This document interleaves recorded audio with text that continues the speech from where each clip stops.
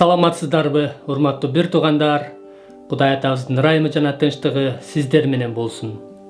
Бүгүн биз сиздер менен Иса Машаяктын кереметтери аттуу насаат сөздөрдүн топтомун улантабыз. Өткөн насаат сөздө биз сиздер менен Исанын Петрдин кайненесин ысытма оорусунан кантип айыктыргандыгы жөнүндө караганбыз. Эгерде сиз аны көрө элек болсоңуз, бул видеонун аягындагы шилтеме аркылуу көрсөңүз болот. Бүгүн болсо биз Исанын катуу шамалды токтотушу жөнүндөгү кереметти карайбыз. Иса Машаяк жер үстүндөгү жашоосунда көптөгөн кереметтерди көрсөткөн. Бирок алардын бардыгы жаңы келишим китептерине жазылган эмес. Бул жөнүндө Исанын сүйүктүү шакирти Жакан төмөнкү сөздөрдү айткан. Иса шакирттеринин көз алдында көптөгөн кереметтерди көрсөттү. Бирок алардын бардыгы бул китепке жазылган жок. Демек, Иса Машаяк жер үстүндөгү жашоосунда көптөгөн кереметтерди көрсөткөн жана алардын бардыгы китепке жазылган эмес. Ал эми биз болсо Исанын жаңы келишим китептерине жазылган 37 кереметтин карап чыгып, Иса ал кереметтерди кантип жана эмне үчүн жасагандыгын түшүнөбүз. Бүгүн биз сиздер менен Исанын катуу шамалды токтотушу жөнүндөгү кереметти карайбыз. Исанын катуу шамалды токтотушу. Бул окуя Үч жакшы кабар китептеринде кездешет. Биз болсо убактыбызды үнөмдөө үчүн алардын бирөөнү карайбыз. Ал эми сиздер кааласаңыздар, толуктоо үчүн бул шилтемелерди дагы карап чыксаңыздар болот. Биз сиздер менен бул окуяны, тагыраагы айтканда, бул кереметти Марк жазган жакшы кабардан карайбыз. Марк жазган жакшы кабар 4-бөлүм 35-аяттан 41-аятка чейин бирге окуйлу. Ошол күнү кечинде ал шакирттерине наркы өйүзгө сүзүп өтөлү деди. Шакирттери элди таратып жиберишти да, кайыкта отурган Иса менен бирге сүзүп кетишти.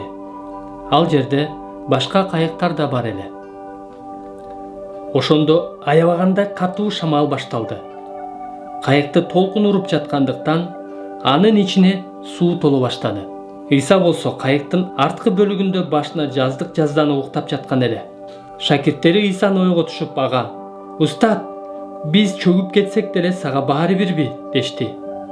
Ошондо Иса ордунан туруп, шамалга тыюу салды да көлгө: "Тынчтан, токто" деди.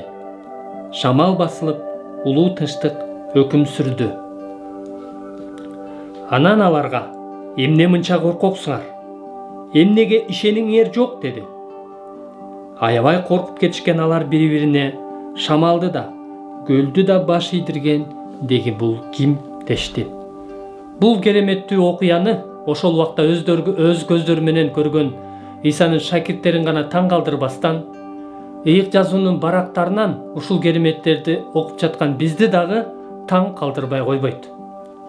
Бул окуяда Иса шакирттери менен бирге кайыкка отуруп, көлдүн аркы жээгине сүзүп бара жатты. Бир маалда аябагандай катуу шамал башталып, шамалдын таасиринен пайда болгон чоң толкундун айынан кайыктын ичине суу толо баштады. Балким Иса күндүз кечке элге кызмат кылгандыктан чарчап, кайыктын арткы жагына жаздык жазданып уктап жаткандыр. А балким бул окуя шакирттердин ишенимин сыноо үчүн болгондур. Бул кырдаалга карата шакирттердин таасири, шакирттердин жообу же болбосо шакирттердин мамилеси кандай болду? Алар ушундай катуу шамалдын, чоң толкундун айынан чөгүп кетип, өлүп калсак эмне болот деп аябай коркушту. Анан алар Исаны ойго түшүп, аны жардамга чакырышты. Ошондо Иса ордунан туруп, шамалга тыюу салды да көлгө: "Тынчтан, токто" деди. Шамал басылып, улуу тынчтык өкүм сүрдү. Анан Иса аларга: "Эмне мынча коркоксуңар? Эмнеге ишениңер жок?" деди.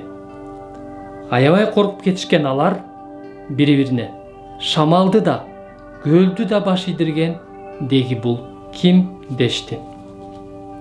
Шакирттер айткандай, шамалды да, көлдү дагы баш ийдире алган Иса ким болгон?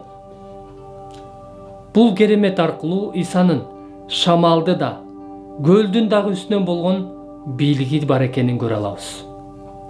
Демек, бул кереметти Иса эмне үчүн жасаган? Бул кереметти ал шамалдын дагы, көлдүн дагы, жаратылыштын дагы үстүнөн бийлиги бар экенин көрсөтүш үчүн жасаган. Дагы бир жолу кайталайын. Иса бул кереметти шамалдын дагы, көлдүн дагы, жаратылыштын үстүнөн да болгон анын бийлиги бар экенин көрсөтүш үчүн кылган. Азыр сиздин жашооңузда кандай шамал, кандай толкундоолор болуп жатат? Кандай кыйынчылыктар сизди коркунучка салып, тынчыңызды алып жатат? Бул кереметтен көргөнүбүздөй, Исанын бардык кырдаалын үстүнөн болгон бийлиги бар жана сиз Исанын шакирттерине окшоп, жашоонун ар кандай шамалдарында, ар кандай толкундарында андан жардам сурап ага кайрыла аласыз. Жана ал кереметтүү жол менен чечип бере алат. Болгону сиз дагы анын шакирти болушуңуз керек. Эгерде андан жардам алгыңыз келсе, ичиңизден жана чын жүрөгүңүздөн өз сөзүңүз менен ага кайрылсаңыз болот. Иса, мага жардам бериңиз деп, бардык каалоолоруңузду, бардык көйгөйлөрүңүздү же өтүнүчтөрүңүздү өз сөзүңүз менен ага айтсаңыз болот. Иса Теңир, сизден суранам. Сиз кимдин жашоосунда кандай көйгөй, кандай кыйынчылыктар бар экенин жакшы билесиз. Сиз жаратылыштын, деңиздин, шамалдын, толкундун үстүнөн бийлигиңиз болгондой эле, жашоодогу бардык кырдаалдын үстүнөн сиздин бийлигиңиз бар. Шамалды, толкунду токтоткондой эле, жашоодогу ар кандай кыйынчылыктарды дагы токтото аласыз. Азыр кимде кандай кыйынчылык болуп жатканын сиз абдан жакшы билесиз. Жана өз бийлигиңиз, өз эркиңиз менен чечип бериңиз деп суранамын. Амин. Исанын кийинки кереметинен көрүшкөнчө, Кудайдын тынчтыгы, ырайымы жана боорукердиги сиздер менен болсун. Амин.